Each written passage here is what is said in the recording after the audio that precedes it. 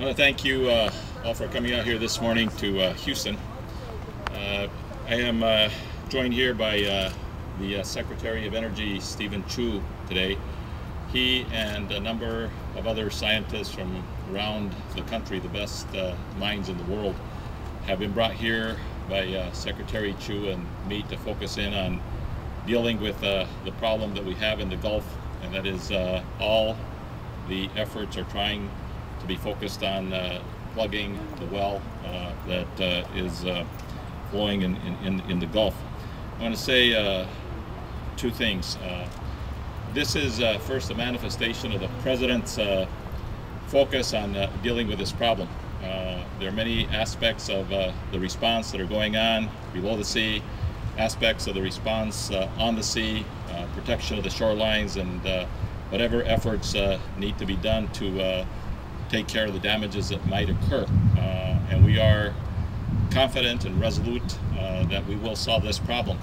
And we're confident and resolute that we will continue to push BP as a responsible party here to make sure that at the end of the day, this problem is effectively dealt with. We also are very confident that the world will learn a tremendous amount from what has happened from April 20th through these days and beyond.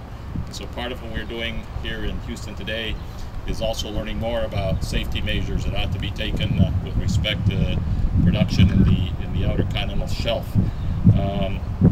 Our meetings this morning started shortly after 6 a.m. here in Houston. They have continued until now. We will, from this location, be moving to two of the blowout prevention manufacturers, Marco and Cameron, to meet with them and with their production facilities and try to understand how the safety measures with blowout preventions might in fact be enhanced. Secretary Chu has been a leader on the whole effort for the President's energy and climate change effort from day one. He brings a tremendous amount of experience, including not only having won a Nobel Prize for Science, but also his leadership of our national laboratories. So with that, I will turn it over to the Secretary of Energy, Steven Chu. Thank you, Ken.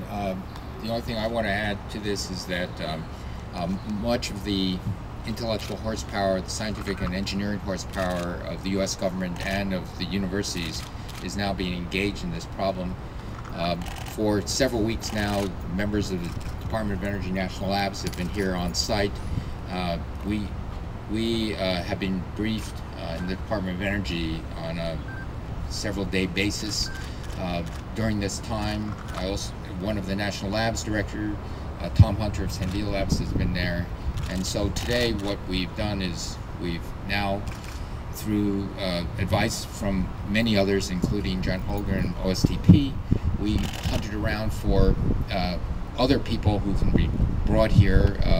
I asked, actually just yesterday, several people to fly in from all parts of the country. These are people who came highly recommended in all quarters as people who are extraordinarily intelligent, can think out of the box, and hopefully can add two potential solutions to the problem. Not only solutions, but also, plan B, C, D, E, and F. And so I'm happy to say that we are joined today by Dick Garwin, formerly from IBM, Jonathan Katz from Washington University, Alex Slocum from MIT, another person who's an expert on BOPs. George Cooper got waylaid by snow in Denver, but he'll be joining us later today. So what we're trying to do by bringing in some of the very best engineers and scientists in on this, and so they know intimately what's going on, and so as things unfold, we can learn more about, first, how to stop the leak, but secondly, going forward, how do you re-engineer, redesign future BOPs so it'll be much more unlikely, driving towards impossible, that something tragedy like this could have happened. And so with that, we'll be happy to take questions. Questions? Are you satisfied that briefing in the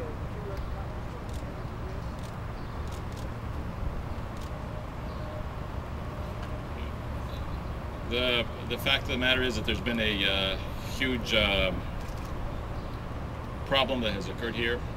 It is a problem that defies what had been the national policy of the United States, the development of oil and energy, natural gas resources in the Outer Continental Shelf has been part of the panoply of our national laws for several decades under Republican and Democratic administrations. And the safety measures that were in place were supposed to have prevented this kind of thing from happening. It obviously has happened, and it is a disaster that is very difficult to comprehend. And so our mission is a very simple one. It is to stop the disaster from spreading and to contain it. And that has all the different fronts of the battle that we're working on. And then second of all, that all the lessons learned from this incident are taken into heart so that this kind of an incident never happens again anywhere in American waters, or for that matter, anywhere in the world. Mr. Salazar, but in that same vein, when the blowout preventers were developed and all of these other measures, it was because something like this could happen. So were there plans in place, either on a federal level or on a BP level, to deal with a catastrophe of this size and to handle it? I mean, you're talking about thinking out of the box. Does that indicate that nobody ever had a plan in place for a situation like this? There were plans in place, and in fact that's why those plans are being deployed from day one, from standing up the commands to moving forward with the oil response level. This is unprecedented in terms of putting together what is essentially a national campaign to deal with all of these issues. And that's because there had been plans made to deal with these kinds of oil responses. Those plans had the involvement of all the states along the Gulf Coast and numerous agencies, including NOAA and the Department of the Interior and others. And so those plans are in place, and those plans are being actuated as we speak. There are a number of different safeguards that are supposed to be in place and were in place here. They included, obviously, the fact that the blowout should never have happened in the first place. And then secondly, once the blowout did happen, there were these safeguards that were supposed to automatically fall into place. And then thirdly, if they didn't automatically fall into place, there were ways in which they should have been actuated manually through the submersible vehicles. And so that has not worked. But they are, it is unfolding now in the Gulf in terms of the massive response to deal with the problem. Is in fact a testament to the fact that there were very good plans in place to respond to this kind of an incident. Let me add to that. There were numerous remote submersibles that were there and brought to the scene very, very quickly. There were oil booms that were stockpiled that could be brought to the scene very quickly. There were dispersants that were in stock and brought to the scene. So clearly, this didn't, you don't go to a manufacturer and say, make me a submersible. So these backup plans were there. Is there any update on how that new containment box is functioning or expected to function? We expect that tomorrow, Thursday, we'll know how the new efforts on the what they call the top hat, or the smaller dome, will in fact work, when they have an alternative there as well that they are going to try to implement. So I would expect over Thursday and Friday we'll know whether or not that mitigation containment effort will in fact work. How do you describe BP's efforts thus far? The White House has said that the president is frustrated. Yesterday at the hearings, his company was described as flailing around for anything that might work. How do you describe the things that have failed so far? What I would, we're depressed, frankly, with what has happened here, and frankly want to make sure that everything is moving as fast forward in an effective a way as possible to control the problem.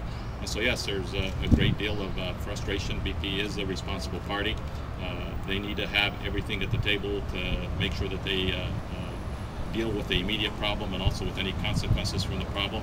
It's part of the reason that I am here now my third time here to Houston to the Command Center. It's part of the reason that Stephen Chu has assembled the best of scientists in the world, and that's to make sure that we are holding them accountable for their responsibility. And should we view this as